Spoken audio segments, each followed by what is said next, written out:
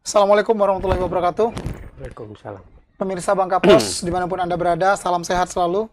Jumpa kembali dengan Bang Edi di Dialog Orang Tengah, dan hari ini Anda benar-benar harus menyaksikan dan menonton siaran hari ini karena ini wajib mestinya. Kenapa? Karena kita akan melihat, memflashback kembali, bercerita soal bagaimana Provinsi Kepulauan Bangka Belitung ini ada atau sekarang sudah mendekati usia 25 tahun. Insya Allah 25 tahun. Sudah hadir bersama saya Presidium Provinsi Bangka Belitung. Beliau adalah Haji Mokhtar Motong, Ketua Presidium. Ketua Presidiumnya, yang biasa dipanggil Pak Haji Tare, dan juga Pak Sobri. Assalamualaikum. Waalaikumsalam. Sehat ya? Alhamdulillah. Pak Haji Tare sehat, Pak Sobri sehat ya? Amin. Sehat selalu.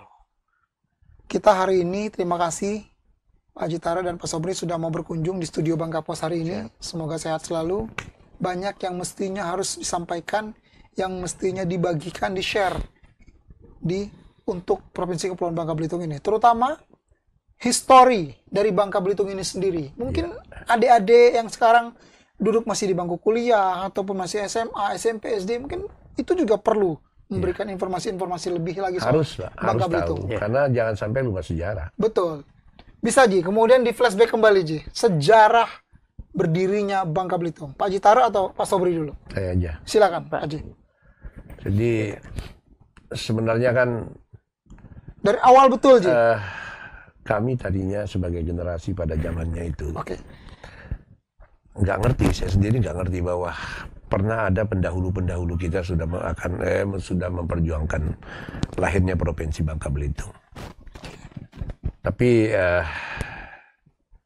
ketika 98 muncullah mulai pemikir-pemikir dari generasi saya untuk kembali rupanya mengangkat lahirnya provinsi, mendorong lahirnya Provinsi Bangka 98 Ji. 98. Ternyata di sana provinsi ini sudah diperjuangkan dari sejak Jauh tahun sebelum 98. Jauh sebelum itu 958 itu sudah diperjuangkan.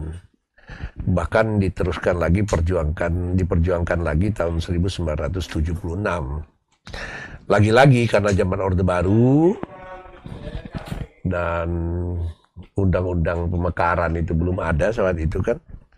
Masih dikunci kan oleh rejim Orde Baru, maka 98 dibuka kembali kan keran pemekaran atau otonomi daerah. Ya, waktu itu moratorium ya. Ada moratorium itu makanya kita muncul kembali. Alhamdulillah tahun 2000 kita ketok palu, ibaratnya disahkan di DPR Senayan waktu itu. Itu seperti itu perjalanannya. Tapi bagaimana Ji? Di awal-awal Ji, ide brilian kemudian untuk menjadikan Bangka Belitung ini provinsi sendiri itu cikal bakal itu apa Ji waktu itu Ji? Jadi begini, cikal bakalnya sih memang sudah jelas karena kan saat itu kan kita melihat bahwa Bengkulu ya bisa menjadi provinsi gitu kan. Saat itu Jambi bisa menjadi provinsi gitu kan. Kenapa kita tidak gitu kan? Berangkat dari situ kan. Karena tujuannya adalah bagaimana kita bisa lebih melihat kesejahteraan kita Bangka Belitung. Lebih melihat bagaimana dengan potensi-potensinya tentunya. Karena tidak membabi buta. Melahirkan provinsi ini bukan kita dan pendahulu-pendahulu kita membabi buta. Tentu punya dasar kuat gitu. Dengan potensi-potensi yang ada. Cuman potensi-potensi ini dikelola yang salah saja jadi seperti ini. Sehingga sampai hari ini kita juga walaupun sudah 25 tahun merasa menjadi provinsi tapi masih kepanikannya kuat. Kepanikan tentang akan arah masa depan kesejahteraan ekonominya itu masih tidak jelas. Masih kabur gitu. Oke. Dorongan apa yang kala itu yang benar-benar menjadi apa ya namanya ya? Dorongan untuk kenapa harus menjadi provinsi? Iya. Ya dorongan yang kuat karena pertama dasarnya memang kita sudah memperjuangkan oleh pendahulu kita tahun 1958. Terus Ada lagi generasi kedua berjuang di tahun 1976. 76. Lantas di sana kan juga karena memang ada benturan dengan rejim Orde Baru, sehingga nggak ada istilahnya pemekaran lagi kan, sudah final lah dianggap. Maka di sana muncullah pemikiran-pemikiran lagi ketika tahun 98 ada ruang dibuka otonomi daerah itu tadi, ya kita masuk lagi di situ, meneruskan apa yang sudah diperjuangkan oleh pendahulu-pendahulu kita. Artinya bahwa yang melatar belakangi karena kita pengen dengan potensi-potensi yang ada di bubble, pengen melihat sendiri, pengen merasakan sendiri bagaimana kesejahteraannya. Yang kedua juga rentang birokrasi. Ya, kita menginginkan jangan sampai urusan birokrasi tidak lagi harus ke Sumatera Selatan gitu kan, karena jaraknya jauh kan.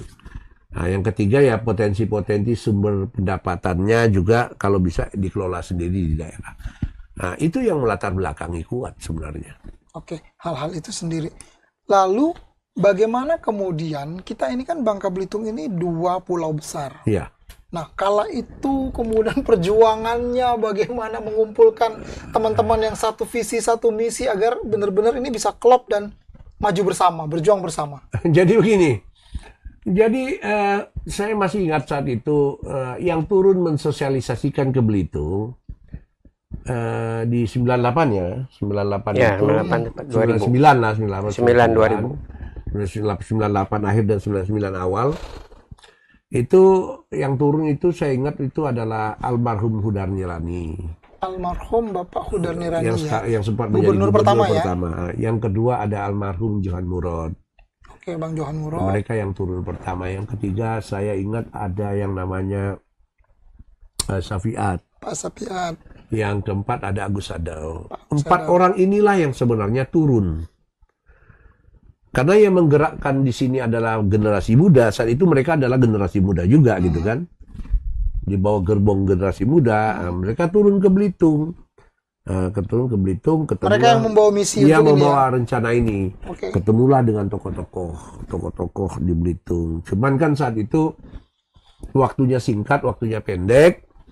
Mereka juga belum solid di Belitung, walaupun mereka sudah bergerak belum solid.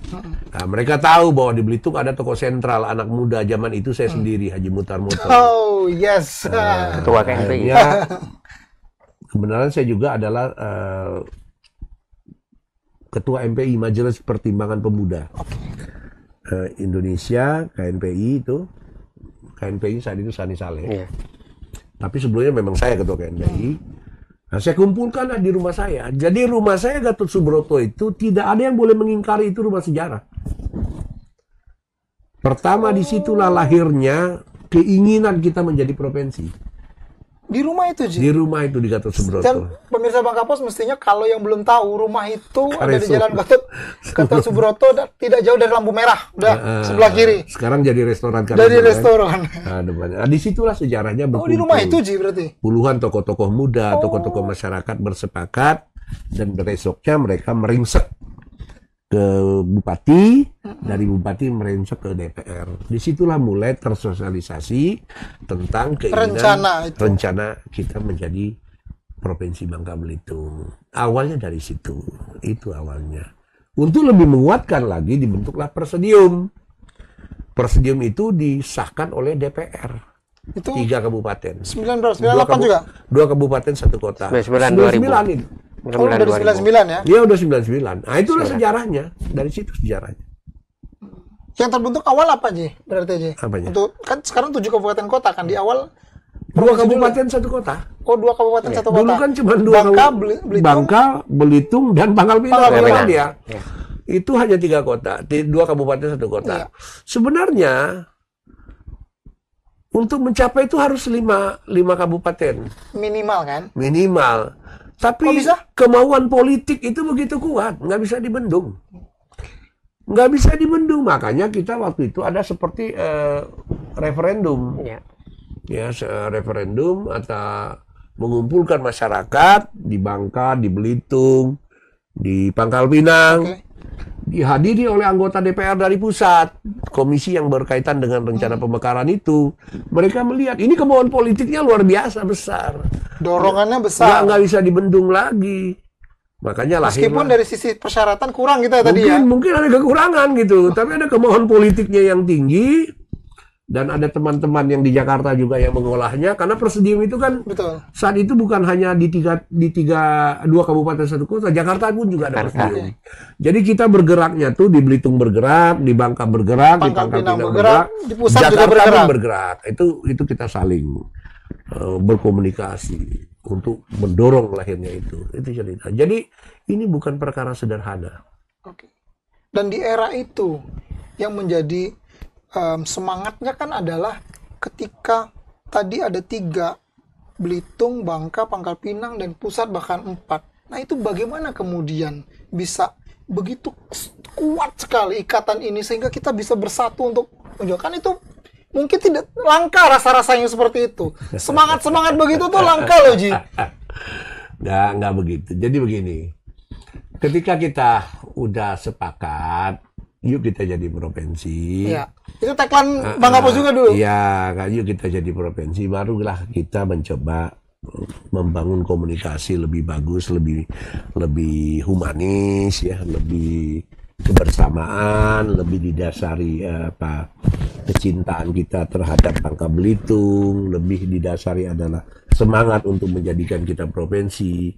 Akhirnya ini solid. Dan yang jadi persoalannya kan kalau Bangka Pangkal Pinang sudah pasti klop. Betul. Tapi Belitung nih persoalannya. Ya itulah makanya sering mendengar kesetaraan-kesetaraan. Betul. Itu yang sering disuarakan terus ya. Itu tidak tertulis, tapi moralis. Derajatnya moral itu jauh lebih tinggi. Jadi jangan kita menganggap oh itu kesetaraan itu tidak tertulis. Ya Anda berkacanya dari undang-undang, Pak.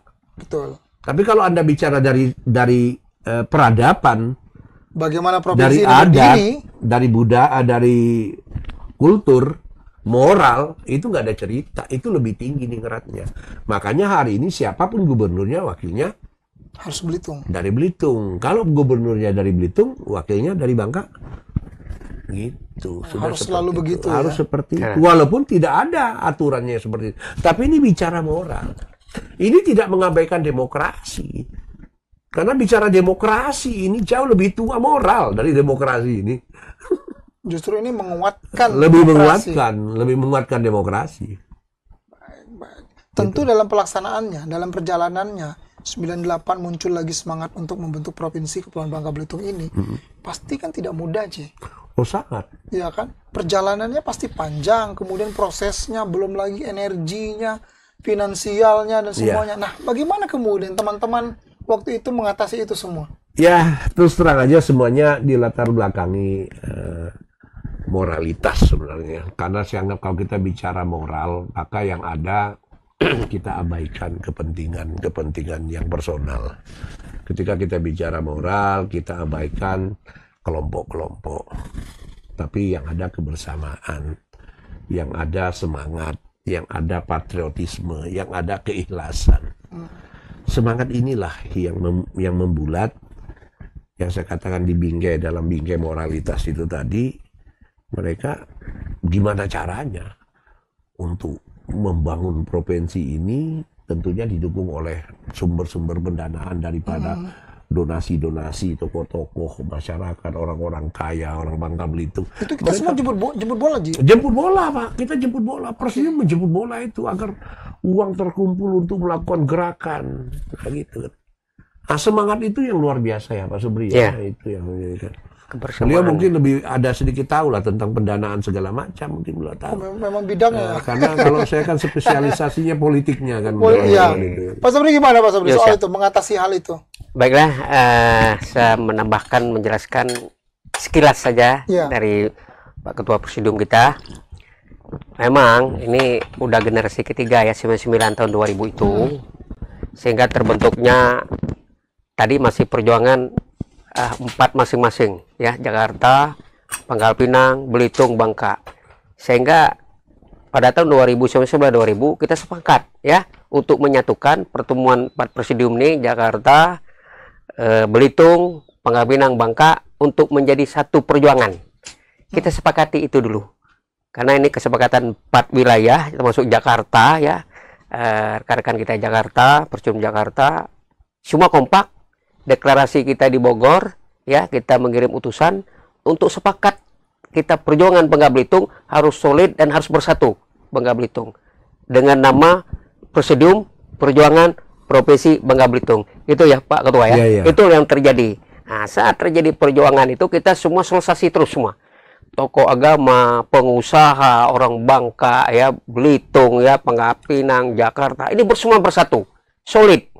Jadi kata Pak Ketua Presidium, kita tidak lagi bicara ini perjuangan individual. Ini udah perjuangan masyarakat Bangka Belitung. Kita harus solid, kita harus kompak. Sehingga bagaimanapun supaya kita bicara bagaimana kita memisahkan daripada Sumatera Selatan. Kalau dulu kita sebelum berdiri provinsi ini, Bangka itu cuma 100 miliar 98 ya Pak Ketua ya.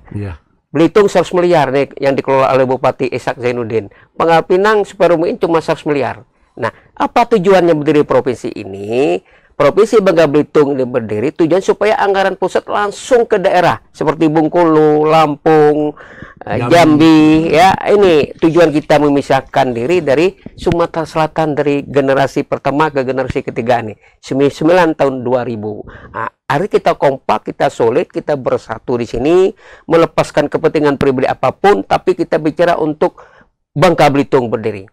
Sehingga apa tujuannya supaya pemerintah pusat juga anggaran juga langsung ke kita Pak Ketua ya, ke Provinsi Bangka Belitung. Ya, itu tujuannya untuk membangun infrastruktur kita. Jadi anggaran pusat ya mungkin sekarang ini turun Pak Ketua. Kalau dulu 3,4 triliun Pak Ketua ya. 4 triliun lebih sebenarnya. Nah, jadi apa kata Pak Ketua Presidium tadi, ini sejarah ya. Apalagi 21 November ini hari lahirnya berdiri Provinsi Bangka Belitung.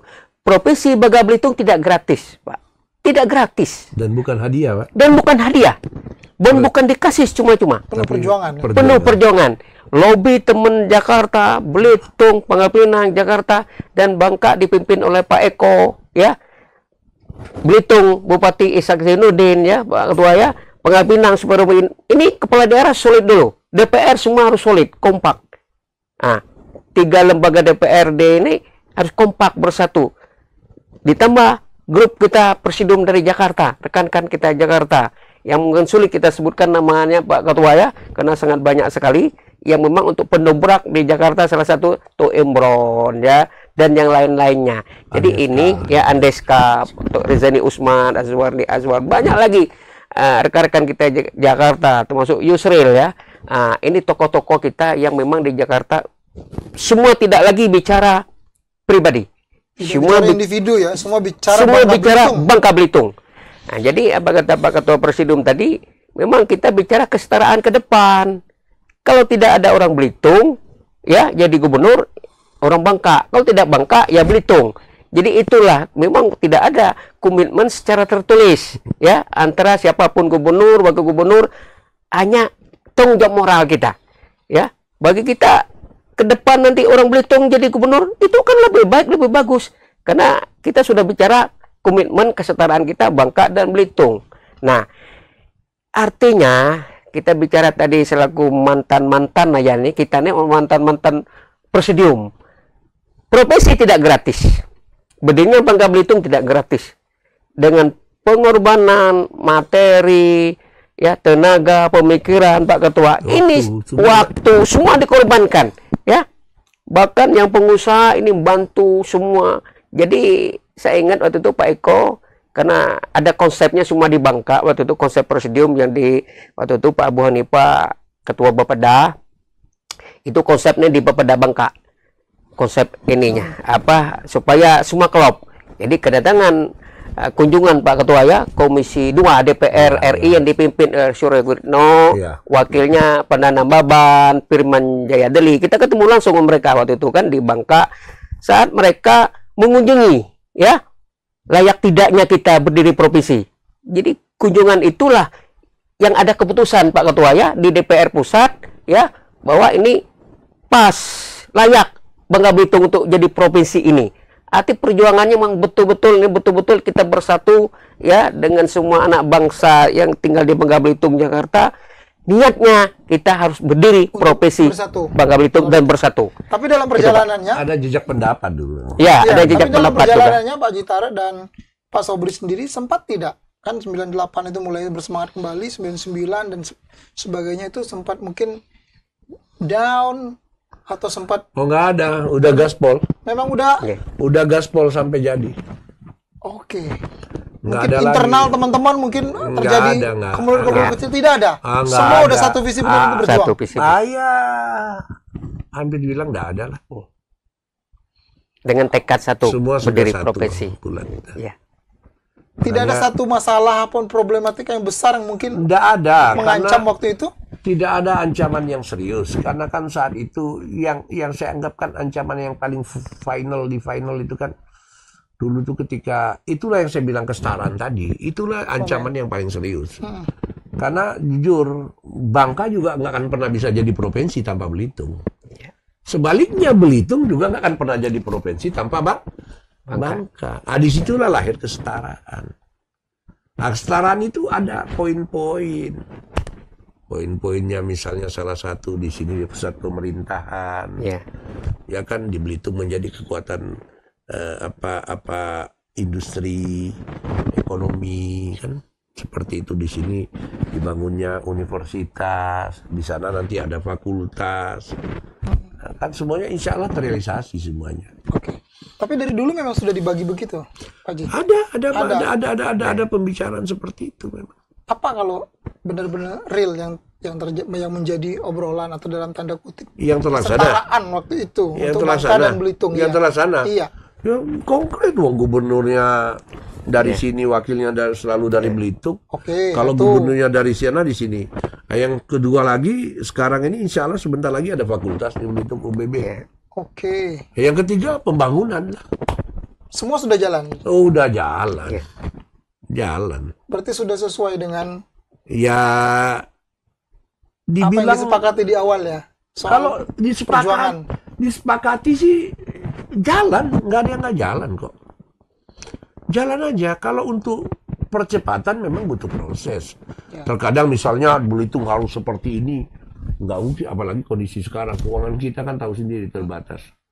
Tapi kan pada akhirnya memang kita rasakan sekali hubungan transportasi, baik kapal feri, kapal barang, kapal penumpang lainnya, sampai jet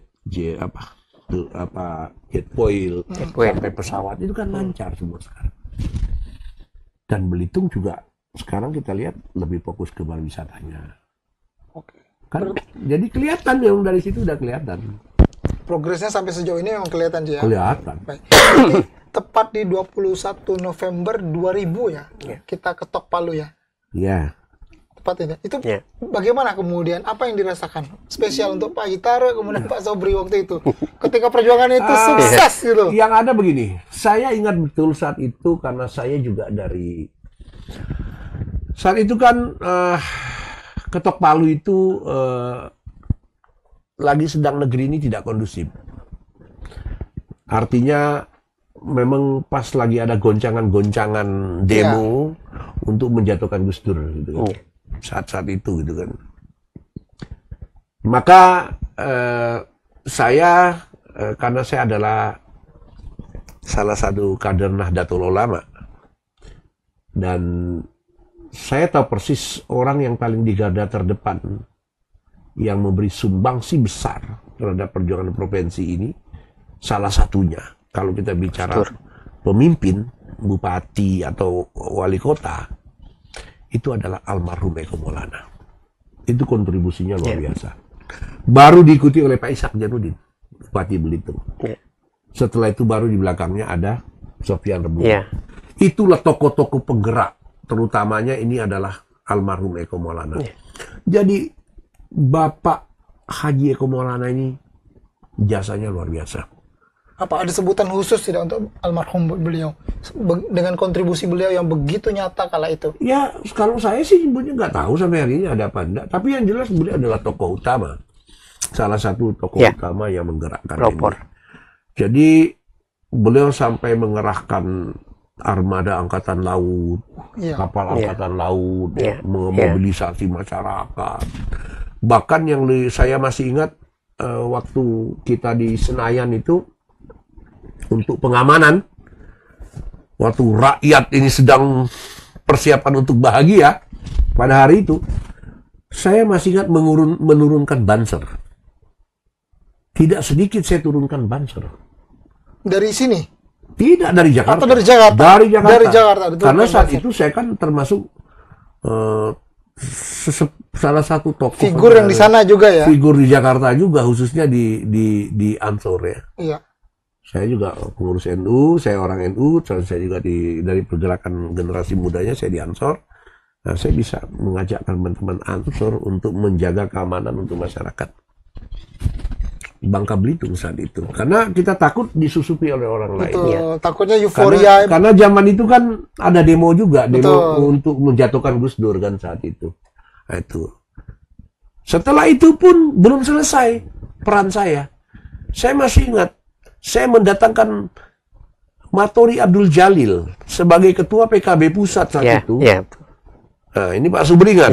Saya yang mendatangkan Pak Matori Abdul Jalil sebagai ketua PKB pusat, menyatakan dan menyampaikan kepada Eko Maulana dan rakyat Bangka Belitung di Bangka sana di pintu Kedulang, bahwa kan ada keraguan saat itu. Ini belum ditanda tangan sama Gus Dur gitu kan. Nah, untuk menyatakan bahwa Gus Dur sudah menandatangani. Saking beliau yang menyampaikan. Iya, itu Matori Abdul Jalil sebagai ketua PKB, karena kan Gus Dur itu kan dari PKB, presiden saat itu. Maka Matori Abdul Jalil saya ajak pada saat itu. Terus terang aja, yang mendanai itu adalah Pak Eko Maulana, almarhum Eko Maulana. Benar-benar. Orang nggak tahu itu kalau Pak almarhum Eko Maulana mendanai itu. Bahkan banser di Jakarta saat itu digerakkan pun itu Pak Eko Maulana yang membiayai. Jadi saya ini memang bukan sederhana keterlibatan dalam permainan untuk melahirkan provinsi juga. Besar peran saya saat itu. Sampai selevel itu saya bermain zaman itu. Nah, itu Pak. Tapi akhirnya dengan tuk-tuk ketok palu, apa yang dirasakan? Wah, Pak Sobri, senang nggak Pak Taro? Senang nggak, bahagia kah? Nggak bisa dibayangkan. Atau mungkin sampai nggak bisa dibayangkan. Meneteskan air mata atau kita menangis, kita sujud syukur. Sebagian mungkin ada yang lompat di kolam. Di depan, wujud kebahagiaan di depan apa kantor DPR karena ada kolam. Ada kolamnya, nyemplung kan trennya nyemplung kan. Saat itu yang nyemplung mahasiswa ketika reformasi. Setelah ini masyarakat Bangka juga banyak yang nyemplung. Jadi apa kata Pak Ketua tadi, Ketua Presidium, memang Gus Dur punya peran ya di dalam menjadikan provinsi, termasuk Ketua PKB waktu itu Pak Ketua Matori Abdul Jalil. Dan provinsi ini tidak gratis. Mungkin kalau saya lihat karena pernah saya duduk di sekretaris bidang keuangannya, ya, yang tahu keluar masuknya dana itu mungkin belasan miliar, mungkin lebih. Artinya tidak gratis gitu, kan? Bukan cuma-cuma dari awal itu sampai ketok palu. Nah, setelah ketok palu itu, terus selesai kita pulang ke Bangka. Terus saya waktu itu diperintah Pak Eko, Pak Ketua ya, untuk proses pemekaran wilayah. Kan? Nah, terjadi kita selesai dulu. Setelah berdiri provinsi. Proses pemekaran wilayah kita koordinasi, kita undang camat sebangka. Memang Belitung tidak kita undang, kita mulai dari Bangka dulu. Kan? Konsepnya dari Bangka dulu. Terus kita undang kepala dinas, waktu itu kita mulai sosialisasi. Kan? Sobri, ini kita mulai proses pemekaran wilayah. Biar adanya Bangka Selatan, Bangka Tengah, Belitung Timur, Bangka Barat. Nah ini, jadi setelah provinsi berdiri, kita sudah berpikir pemekaran wilayah lagi, Pak Eko. Nah, dengan konsepnya itu Kepala Bapeda Pak Abu Hanifah sebelum jadi Bupati Bangka Tengah, semua dikonsep di Bangka semua. Jadi kita paham betul tuh. Jadi satu semua kita. Jadi Belitung, Bangka, Pangkal Pinang, Jakarta, konsepnya satu. Jadi kita tahu betul itu sejarahnya itu. Nah, hal inilah kita proses pemekaran wilayah. Sebenarnya Bangka Tengah itu tidak ada tadinya, Pak. Tadinya tidak ada. Yang adanya Bangka Selatan, Pak Ketua. Iya. Dan Bangka Selatan, Pangkal Pinang, Bangka Barat. Bangka Barat, Belitung Timur, ya. Enggak, jadi Bangka Barat, terus Bangka Selatan, Belitung Timur. 3. Jadi Bangka Tengah itu belum ada waktu itu. Tapi karena kita juga tarik menarik, kita orang Bangka Tengah nih Pak Ketua waktu itu kami ingin berdiri juga di Bangka Tengah. Kan? Gitu. Iya, jadi Pak Abu kita sepakat orang tokoh-tokoh Bangka Tengah gitu, oke. Sehingga Bangka Tengah harus dimasukkan ini di dalam pemekaran wilayah. Sehingga terjadinya Bangka Tengah, Bangka Selatan, Belitung Timur, dan Bangka Barat. Itu Pak sejarah kita proses pemekaran wilayah. Jadi pemekaran wilayah itu dimulai setelah Ketok Palu berdiri provinsi. Nah, jadi perintah Pak Eko semua kepala dinas ya, camat. Jadi dari 3 itu kemudian nambah 4 ya? Iya. Jadi 7 ya? Jadi 7.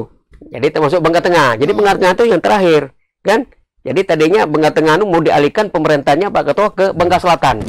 Nah, tapi kita juga teman-teman Bangka Tengah ya, tokoh-tokoh Bangka Tengah sepakat harus ada nih Jaman Robuan ya, Pak Abu Hanifah, Pak Jul, tokoh-tokoh kita sepakat nih harus muncul Bangka Tengah. Itu sejarahnya Bangka Tengah itu diusulkan untuk jadi daerah pemekaran kabupaten. Itu Pak ceritanya. Pak Sobri, Pak Haji Taro juga, cita-cita besar sebenarnya pembentukan Provinsi Kepulauan Bangka Belitung mungkin goalsnya adalah untuk selain mengelola sumber daya dan sebagainya kan pasti ingin juga membawa kesejahteraan, kemakmuran untuk orang Bangka Belitung kan. Nah, dulu bayangan besarnya atau grand design atau blueprint Bangka Belitung waktu itu, kalau obrolan teman-teman presidium dulu pengennya Bangka Belitung seperti apa sih? Ya gini, saya aja yang coba. Jadi begini,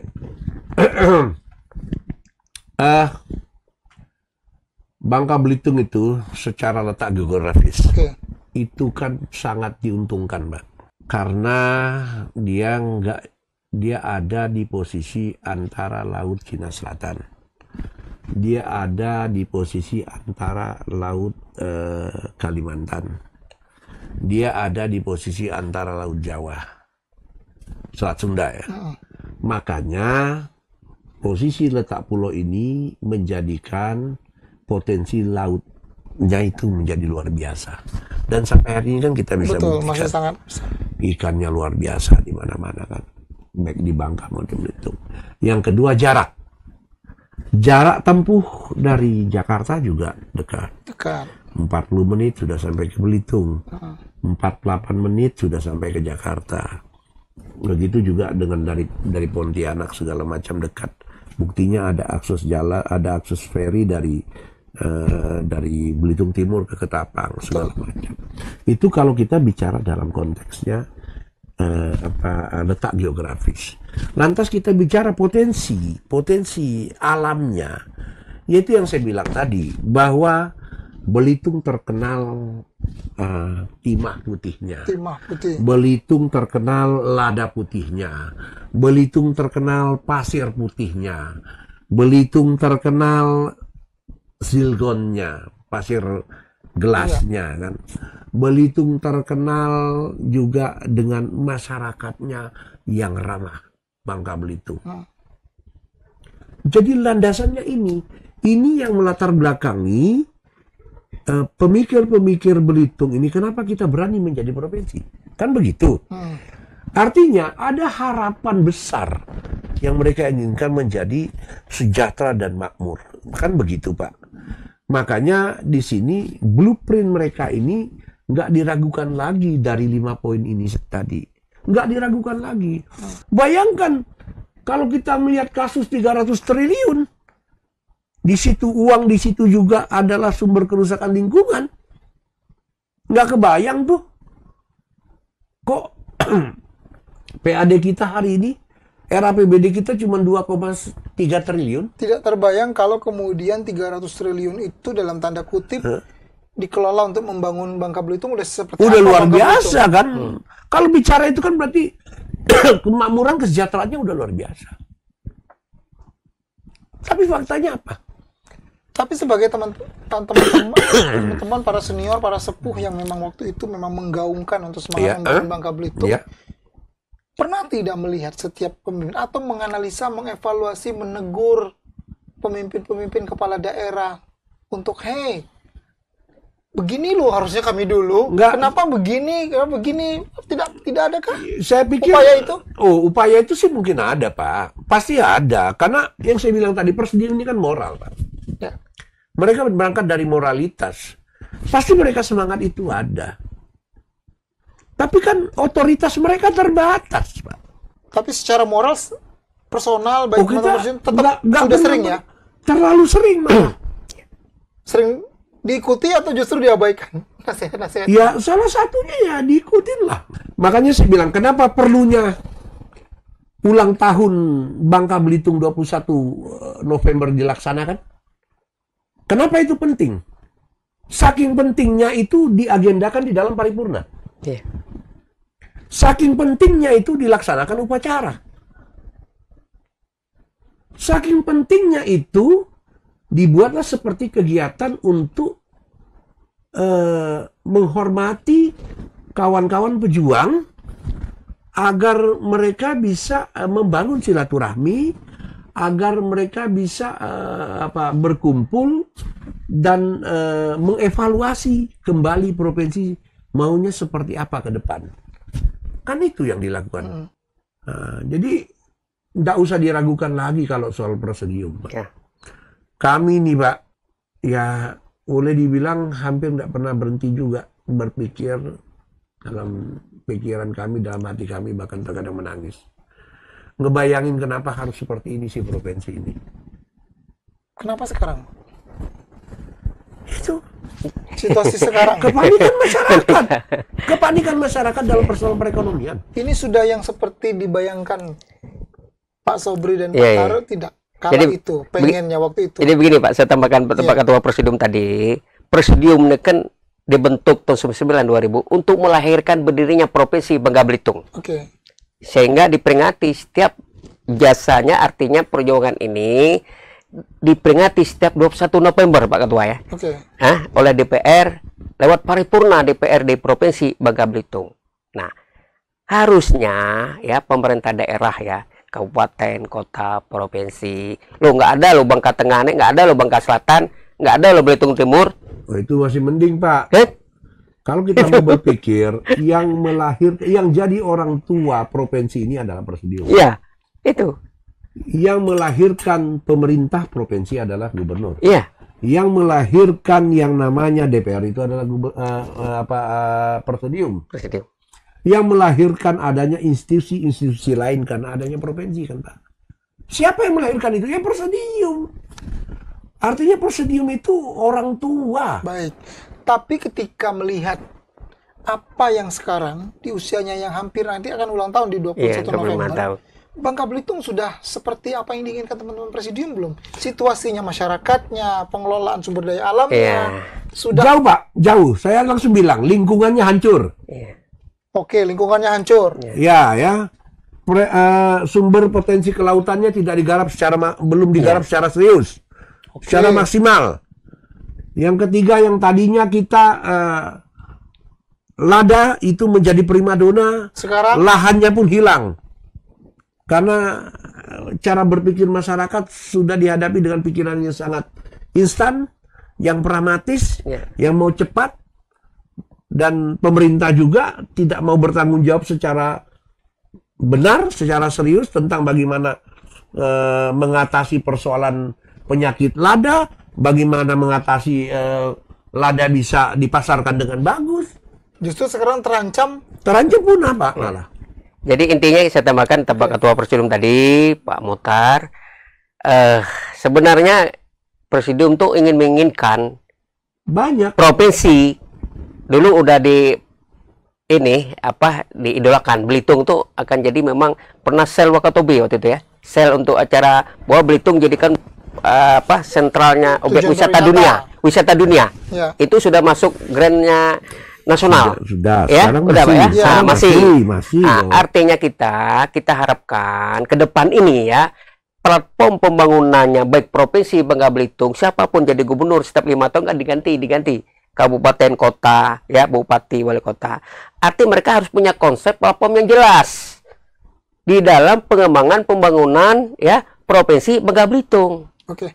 Sekarang kalau Pak Sobri deh, Pak Sobri saja. Pak Sobri melihat situasi sekarang, masyarakat, lingkungannya, sumber daya alamnya, sudah seperti Pak Sobri bayangkan waktu itu tidak? Ketika berjuang untuk Bangka Belitung. Nah, jadi sekarang, kalau timahnya, ladanya, lautnya, kebunnya. Pak Eko punya konsep, dia Bupati Bangka, pelopor berdiri provinsi, gubernur, ya. Konsep beliau jelas. Berdiri provinsi otomatis untuk pembangunan ke depan Bangka Belitung, ya, termasuk 7 kabupaten kota.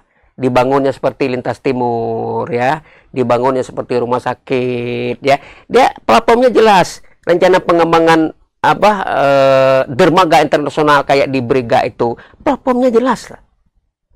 Amruntuh udah memikirkan ke depannya untuk Bangka Belitung, ya. Di Belitung nanti apa? Artinya kita harapkan, ya, dengan kondisi sekarang ini masyarakat Bangka Belitung ini sebenarnya kita hanya melihat, mendengar, ya.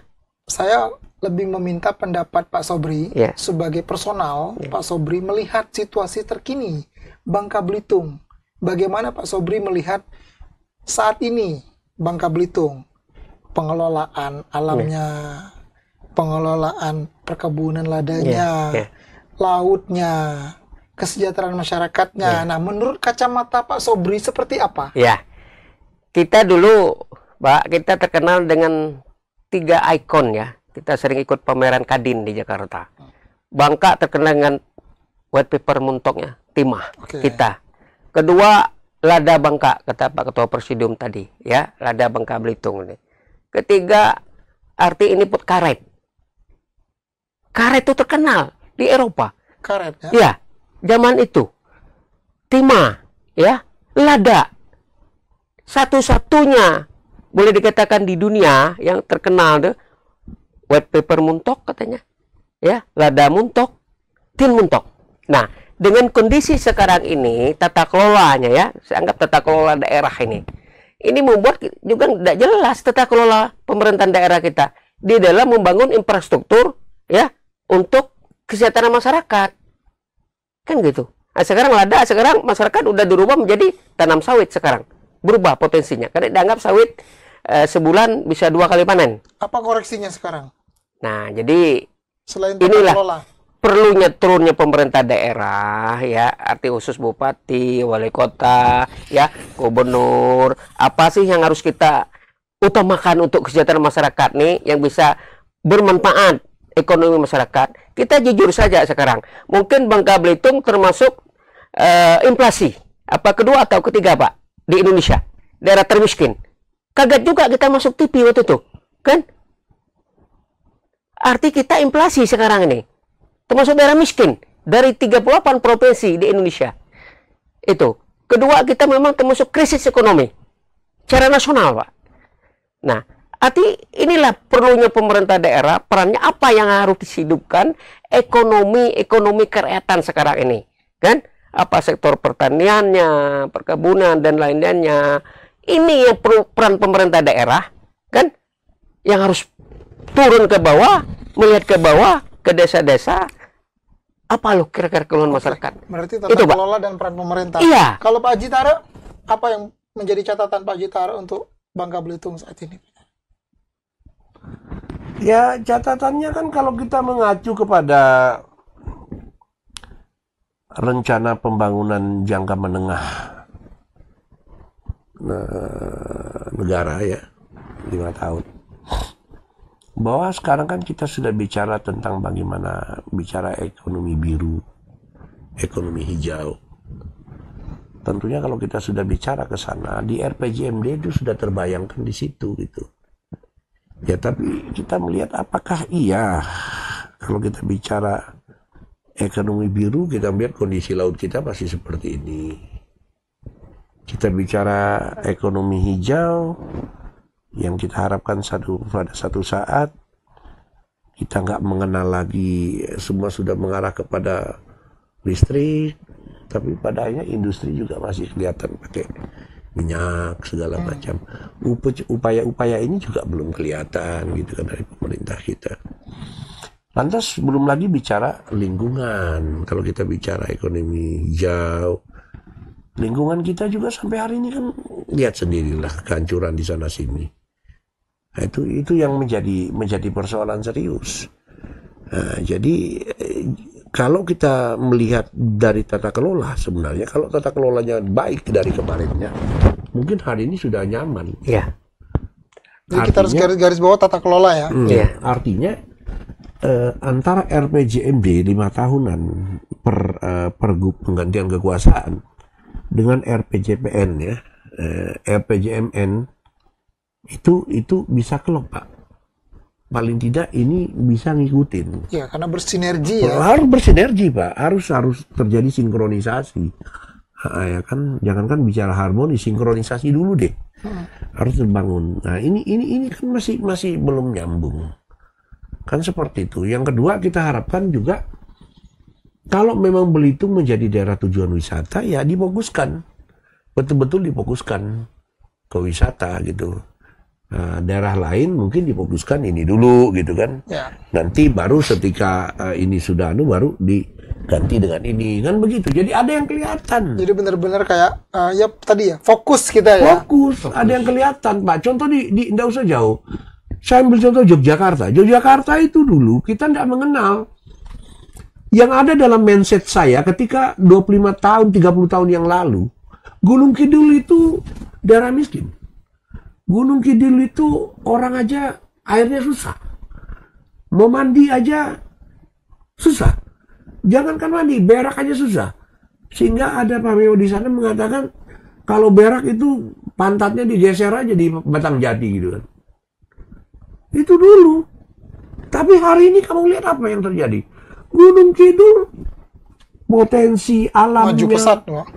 Baik itu sungainya, baik itu view-nya, lautnya, itu menjadi jualan semua. Karena fokus. Yang kedua, Gunung Kidul itu Bantul. Bantul itu dulu apa sih? Orang hanya taunya Parangtritis. Hari ini orang pergi makan ke Bantul, orang pergi objek wisata ke Bantul. Jogja itu hanya sudah menjadi tempat tidur. Dulu Yogyakarta itu bukan hanya tempat tidur, tempat berwisata. Hari ini Jogja tempat tidur dan tempat makan, wisatanya udah keluar dari kota Jogja. Ini kan prosesnya bukan gampang. Sama juga Bali. Dulu Bali kita tahu 30 tahun yang lalu saya hanya tahu Bali itu identik dengan Sanur. Saya hanya tahu Bali itu identik dengan Kute. Logian, double six segala macam itu masih hutan. Tapi kan dibangun sedikit-sedikit. Fokus dulu ini selesai. Jangan sampai nggak dibangun semuanya gitu, enggak. Kalau Belitung mau difokusin wisata, fokus dulu dari wisata. Jadikan dulu. Jadikan dulu. Ya. Nanti pasti ngerembet kan itu. Ya. Kenapa? Saya selalu bilang dalam pikiran saya, kalau letak geografis daratan Bangka ini, Pak, yang paling terdekat dengan Belitung itu kan adalah Tobuali. Ya. Bangka Belitung kan terkenal Hopping Island. Wisata lintas lompat pulau. Iya, di pulau-pulau. Lompat pulau itu yang paling ideal itu mana coba? Belitung Tobuali dong. Iya. Kenapa nggak digarap? Itu contoh. Jadi maksud saya, kalau bicara Bangka Belitung, kita masih salah urus. Masih salah urus. Tata kelolanya belum tepat. Belum, jauh. Makanya disarankan untuk jauh lebih fokus saja dulu. Satu-satu. Jadikan.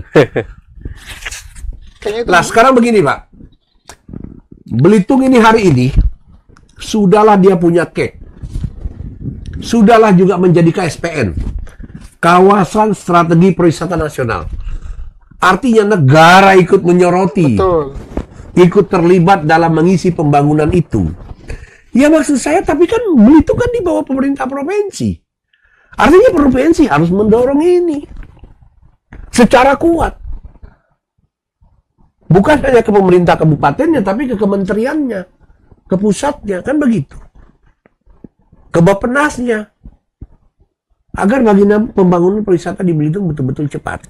Nah, setelah itu kan imbasnya kemana? Tuh Bali. Kan begitu, itu harapan kalau bicara konteks pariwisatanya. Nah, kalau Bangka oke lah, nanti dulu. Karena kan lautnya masih digarap timahnya.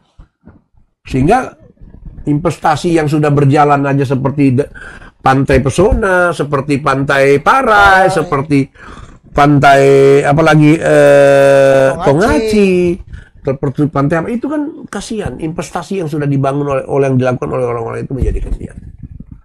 Karena sementara timahnya masih digarap. Artinya santai dulu aja, fokus dulu di Belitung. Oke. Nah, seperti itu maksudnya. Dan kalau udah dibangun satu, udah kelihatan, yakin itu akan menyebar juga dia. Pastinya otomatis, Pak, otomatis seperti itu. Nggak mungkin tidak. Kalau kita belajar dari daerah lain, seperti itu, Pak. Oke. Kan kita kalau bicara soal Jangan fokus usah egois, tadi, Pak. Sebentar, Pak. Jangan egois. Ya. Contoh, Borobudur itu di mana sih sebenarnya posisinya? Bukan di Jogja, kan? Borobudur itu posisinya di Magelang. Jawa Tengah malah provinsinya. Tapi orang tahunya apa? Yuk ke Borobudur. Nggak ada pikiran, yuk kita ke Semarang. Yuk kita ke Magelang. Yang ada yuk kita ke Jogja, katanya kan. Padahal Borobudur itu di sana. Tapi dari Jogja itulah dia bisa ke Borobudur. Itu contoh kan. ya. Berarti memang saran dari Pak Tare dan Pak Sobri untuk pemerintah lebih ke fokus ya, mensupport satu aja yang dijadikan daripada terlalu banyak menyebar, nggak ada yang jadi ujung-ujungnya. Nggak ada. Malah nggak jadi kan? Iya. Ini pengen ini pengen ini. Lebih baik satu dulu. Jadi benar-benar, insya Allah dia menyebar gitu ya. Iya, itu baru. Ini di sana mau bikin kek, sini mau bikin kek kan? Gimana ceritanya kan? Contoh kan dulu kan pernah. Oke. Nah itulah.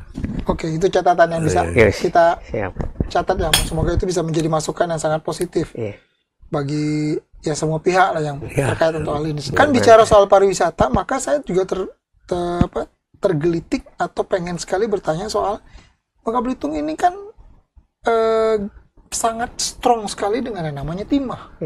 Ya kan? Nah, kalau secara spesifik, kacamata Presidium melihat timah ini dulu sampai sekarang, bagaimana? Dulu dan sekarang. Timah umur saya 62 tahun ya Pak, 63 tahun. Timah itu digarap dari saya belum lahir. Oke. Artinya dari zaman Inggris sudah menggarap timah, Belanda sudah menggarap timah, Cina dengan Belanda bersama-sama juga menggarap timah. Akhirnya juga Belanda dengan Indonesia pribumi menggarap timah. Terus Indonesia sendiri menggarap timah. Sampai hari ini malah Indonesia dalam hari ini spesifiknya pernah menjadi timah itu bahan strategis sehingga hanya negara yang mengelolanya. Tapi setelah pasca reformasi itu bebas kan, seperti itu. Ya timah nggak bisa habis sih. Cuman lingkungannya, tingkat tata kelola untuk menyelamatkan lingkungannya itu beda dengan yang zaman sekarang. Kalau zaman dulu saya pikir lebih tertata. Ya. Dulu lebih tertata. Lebih tertata. Beda jauh dengan sekarang. Oh sekarang kita lihat lah dari pesawat aja udah nggak karu-karuan kan. Bukankah sekarang mungkin efek dari dulu juga? Oh enggak lah. Tidak. Ya jadi saya tambahkan kata Pak Ketua tadi. Jadi semenjak pemekaran wilayah, semenjak berdiri provinsi tahun 2000, Kabupaten Bangka, Pak Eko almarhum dibuatnya perda. Ya, perda tentang bebasnya timah. Nah, berdasarkan Undang-Undang Otonomi Daerah tadi. Tadi cuma kata Pak Ketua hanya 1-2 KP. KP PT Timah dan KP Kobatin. Setelah pemekaran wilayah tahun 2000 ke atas, 2001 ke sini ya, itu Pemda menuntut KP-nya. KP kami mana? Kan? Oke. Karena waktu itu di bawah naungan PT Timah ya dan Kobatin. Jadi kalau kita ingin izin tambang juga PT Timah atau Kobatin. Dengan sekarang pemekaran wilayah kabupaten 7 kabupaten kota menuntut KP kami mana, sehingga bupati kabupaten juga mereka mengeluarkan rekomendasi untuk izin tambang. Itulah waktu perda. Itulah sehingga tata kelola, sehingga terbuka keran. munculnya pengusaha-pengusaha. Dan itu berlangsung sampai sekarang. Sampai sekarang. Akhirnya sudah tidak jelas lagi tata kelola timah ini. Udah kemana-mana. Udah kemana-mana. Lalu apa solusinya yang ditawarkan? Ya, Presidium. Solusinya ya. Agar ini tidak kemudian semakin merusak. Ya, yang jelas solusinya ya tata kelolanya tata kelola lagi. Tata kelola lagi. Diatur. Tata kelola. Diatur tata kelolanya diatur lebih bagus lagi saja. Ya, karena kan ujung-ujungnya kan untuk kesejahteraan. Iya, kan? arti inilah peran pemerintah daerah, PT Timah, perusahaan negara ya untuk mengatur hal seperti ini, duduk bersama-sama dengan kelembagaan DPR, provinsi, itu. Yang penting tata kelola ya. Iya. Apakah ini juga berlaku untuk sektor lainnya, misal kayak lada, perkebunan dan lain sebagainya, laut? Ya kalau kan itu potensinya besar juga. Kalau laut Pak sebenarnya. Kalau tata kelola belum terlalu serius harus kita perhatikan. Justru malah belum tergarap kali ya? Belum tergarap Pak, karena laut itu saya anggap laut kita masih bersih di Bangka Belitung. Kecil kalau ada terjadi pengeboman ikan itu udah jarang. Artinya laut kita tuh bersih Pak sebenarnya.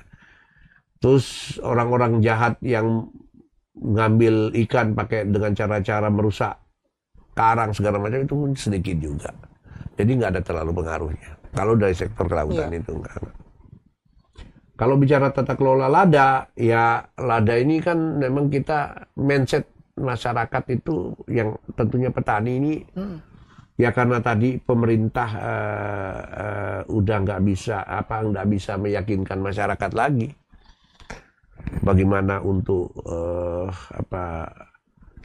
membantu dalam penyelesaian harga jual lada. Membantu dalam bentuk pupuk, membantu dalam penyakit lada, nggak bisa dibantu. Ya bahkan dulu pernah zaman Erjaldi pernah ada resi gudang yang juga sebenarnya kambing conge aja nggak jalan. Ya itu kan pada akhirnya sekarang mereka masyarakat berpikirnya lebih praktis. Pengen lebih cepat dapat duit Pak. Karena memang bumi Bangka Belitung ini isinya timah.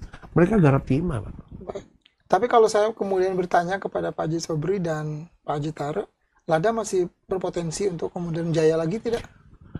Kenapa tidak? Tetap masih bisa Pak. Masih bisa. Cuman keseriusan menggarap. Keseriusannya bagaimana? Fokus atau tidak lagi kan? Peran pemerintahnya di mana gitu loh. Balik lagi ke tata kelola juga ini ya? Iya, tata kelola. Kalau mereka nggak fokus, selesai lagi lah ini. Iya, selesai. Habis Pak.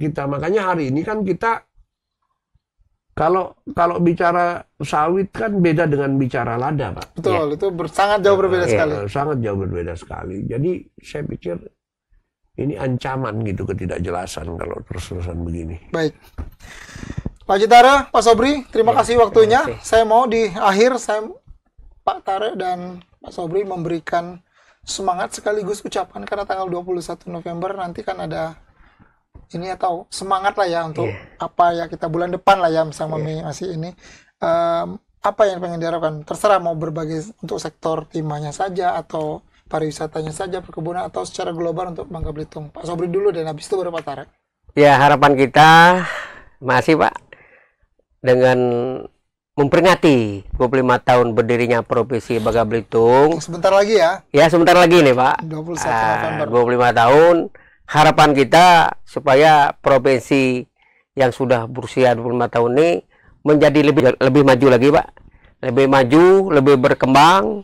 Bagaimana untuk memikirkan kesejahteraan masyarakat Bangka Belitung.